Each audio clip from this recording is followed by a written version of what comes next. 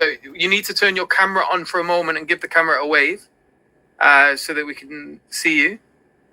And then we've got, while I'm waiting for you to do that, we've got brother answering Christians. Yeah, unfortunately, we won't be able to bring you on if you can't get your camera working.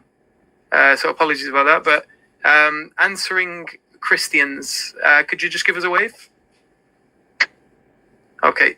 So Ali, what we'll do is we'll bring on answering Christians on first, while we're waiting for you to just pop your camera on. You don't have to have it on in the live, but so long as you can give us a wave just to make sure that you're legit. But we'll bring you on in a moment. Assalamu alaikum, answering Christians. Assalamu alaikum. Can you hear me? Salam. Yes, we can. Okay. Very well, mashallah. So what's your question? Me? Yes, you. You're the other one on. Yeah, I was going to ask Mohammad Hijab. I think me and Mohammad Hijab, we got something in common.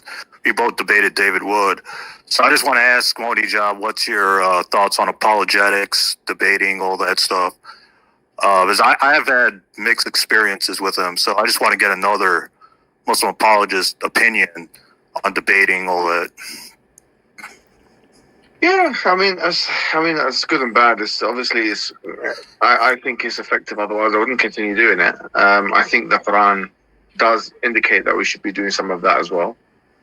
But I've been trying to kind of engage in different forms of dawah, like Dr. Sheikh Athman was mentioning before. Like, if you really want to get people to convert to Islam, and if you want to, if that's your missionary objective, then to be honest with you, going to a place and just having normal conversations with people, connect with them and building rapport, that's actually going to get you much more converts, if you like, kind of put this colloquial term. That's what I think. But in terms of doing a lot of debating, it has positives and negatives. The main positive, I think, is that it sharpens the mind quite a lot, because it always makes you kind of on edge and need to be sure to face a counter and respond to the counter and think about all the if statements and conditionals. But on the other hand, it kind of hardens the heart as well, if you think about it from a spiritual perspective. That's what the issue is. And so if you do a lot of it, then it can harden your heart a little bit. So you need to kind of supplement it with a lot of Quran reading, a lot of adhkar, a lot of muhasabat al-nafs, which is self-accountability. You need to do a lot of that stuff. Otherwise, you change character. You can actually become a different person. So I would suggest that always keep a balance in place. That's what I'm trying to create. I don't think I've achieved it myself, but that's what I think about. Yeah, I've debated what's his name, Wife Beater Sam Shamoun, and that was not a good experience. That's someone I wouldn't debate him anymore, because he just doesn't know how to behave. But I've had mixed experiences with David Wood. I've known him for a long time, so I've debated him. You can watch it. We did it on Crucifixion Resurrection, so it's on my channel. You can watch it. And I just wanted another Muslim apologist opinion on debating, apologetics, etc., etc. Yeah, well, that's it. What do you guys think? I think it's balanced, bro. You said it. Yeah, it's pros and cons. There's a place for it, but it has to be balanced with everything else you're doing in the dawah as well. I think is essential. Because if you purely or solely focus on debating, you can run into the potential issues that you spoke about, which could be very detrimental in at least your personal, as far as your personal self, and, your nafs is concerned. What do you think, Yusuf? I think there's a big difference as well between modern debating, especially the way it's sort of presented at the moment on places like YouTube, and then classical debates. When scholars would typically get into debates, it wasn't necessarily something that was timed and quick. And it's right, you've got 5 minutes to say everything, go. And then, right, you've got 10 minutes to rebut, go. Classically, there was a very long, drawn-out process of what's the objection, and then spending time on it. I think it has become a lot more, sort of, I don't know, it's more like entertainment these days than it is anything else. And I think debate, if it's going to be productive, it's boring for most people, and it's not necessarily something that people are going to enjoy watching on YouTube. Where basically you you have time to address everything, and there's a proper moderator that, and it like you say everything that you need to say, and then you address each thing separately, bit by bit, and you make sure you cover every step. Whereas the way that it goes at the moment, it's like when a debate takes place, if you've only got 5 minutes for an opening statement and 10 minutes for first rebuttal, 10 minutes for second rebuttal, you're not really even scratching past the surface of the subject matter in that much detail. So yeah, personally, I think debate should sort of return back to its sort of more classical thing.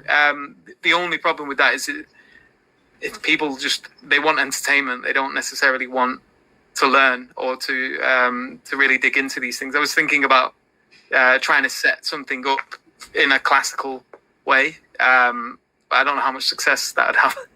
But that would be my view. I think a lot of the newer forms of debates should be avoided, especially with the sort of Western timed opening statement style.